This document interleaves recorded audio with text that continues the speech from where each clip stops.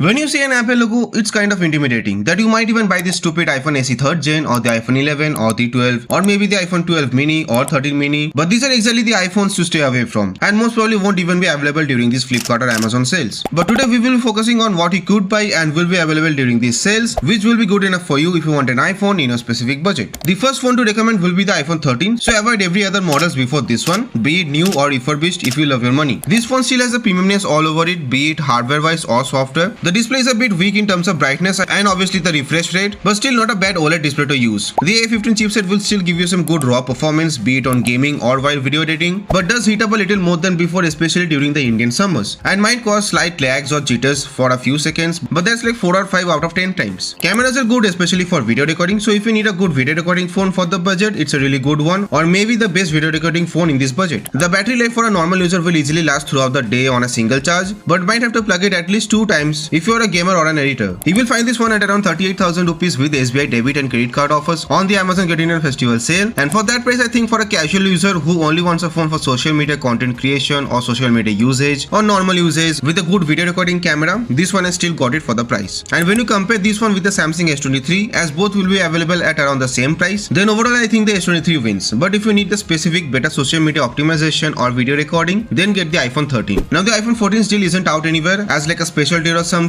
so it will be hard to know which platform will offer good discounts on this one, and so you have to watch out for both Flipkart and Amazon. And I think if this one is priced at around 48,000 rupees, it will be a good deal, and especially if you see the price gap between the iPhone 13 and the 14 to be around 4 to 5,000 rupees, then I think you should choose the iPhone 14 over the iPhone 13 if you can extend your budget. Yes, both of these devices looks and feels the same, but still there are some minor differences. Like the display might be the same and even the chipset, but it does have extra GPU cores which will only enhance your gaming or editing experience. The cameras are same, but you get more features like 4K cinematic videos, or also an autofocus front camera, and even the battery life will be a little better than the iPhone 13. So overall, if you see this around 44,000 or 45,000, only then think about purchasing this one over the iPhone 13. Yes, obviously if you can extend your budget, as the iPhone 13 and 38,000 rupees isn't a bad deal. It's just by spending that extra 4 to 5,000 rupees, you get a little better device, especially for long-term uses. Now if you spend a little more, then obviously the iPhone 14 Plus will provide a little more value over the iPhone 14 and obviously over the iPhone 13. This one has basically the same hardware from the iPhone 14 but with a bigger display and more battery life, and the battery life is actually impressive on the iPhone 14 Plus even to this day. And yet again, it is not confirmed as where this phone's sale might be, so watch out for both of the platforms. But I think it should come around 52,000 rupees or 55,000 rupees, somewhere in between that, and you can get this one if you need that extra screen size and battery life, which I think will be helpful for power users like gamers or editors. Around that same price, we might get to see the iPhone 15 on Flipkart BBD at around 50,000 rupees with HDFC credit or debit cards or Flipkart Axis Bank credit cards, even though the exact pricing isn't out yet as of making this video. But trust me, most of you guys who wants to buy this will probably get it around 53 to 55,000 rupees mostly, as every year Flipkart puts a big discount on last year's iPhone, then lure the customers to buy this, but you will face either server issues or stock issues every time you will try to order this one as soon as the sale starts, and after a few hours or even a few minutes it will start increasing its prices, and even if you order at that price, your orders might actually get automatically cancelled. I mean, you could still try to buy this one, but very low chances of you will be there to get this at 50,000 rupees. But if you can spend a little more, then this phone will still be a good deal at 55,000 rupees. And is it any better than the iPhone 13 and 14? Well, yes, if you can extend your budget without any issues, only then this phone will provide you the upgrade that you needed. Well, mostly it has better display, better cameras, better processor, and of course a USB Type-C port. But if your budget is around 40,000, get the iPhone 13. If you can extend it to 45,000 rupees, get the iPhone 14. And if you need a bigger display and a bigger screen, get the iPhone 14 Plus. And if you can spend 55,000 rupees, then get the iPhone 15. But when you compare the iPhone 14 Plus with the iPhone 15, the only major differences will be the bigger display and the bigger battery life on the iPhone 14 Plus. But overall, I think the iPhone 15 will still be an upgrade over the iPhone 14 or the iPhone 14 Plus. And what about the iPhone 16? Well, don't expect any big discounts apart from some bank discounts on the new iPhone 16 series lineup. You will still get this at 75,000 rupees, and the 20 to 25,000 rupees gap doesn't justify the iPhone 16 over the iPhone 15, as there's basically nothing that different from the iPhone 15. Yes, you get that extra capture button and maybe that new action button, but I think those aren't that useful anyways, and maybe a new processor, but the raw performance of the iPhone 15 was already so good, so nothing huge in terms of performance. So don't expect anything huge in terms of performance improvements. Yes, maybe you get AI features on the iPhone 16 which you won't get on the iPhone 15, but these won't justify getting the iPhone 16 over the iPhone 15 by spending 25,000 or 20,000 more than the iPhone 15. The iPhone 15 Plus will go on sale on Flipkart, and it might be priced at around 62 to 65,000 rupees. But if you need all the good things from the iPhone 15 on a bigger display and with a bigger battery life, then you can get this one. Now if you compare this one with the S23 Ultra, which you might get around 65,000 rupees on Amazon sales and around 75,000 rupees without offers, then I would say if your priority is gaming and having the best video recording, get the iPhone 15 Plus. But if you need a more fun phone with more things to do,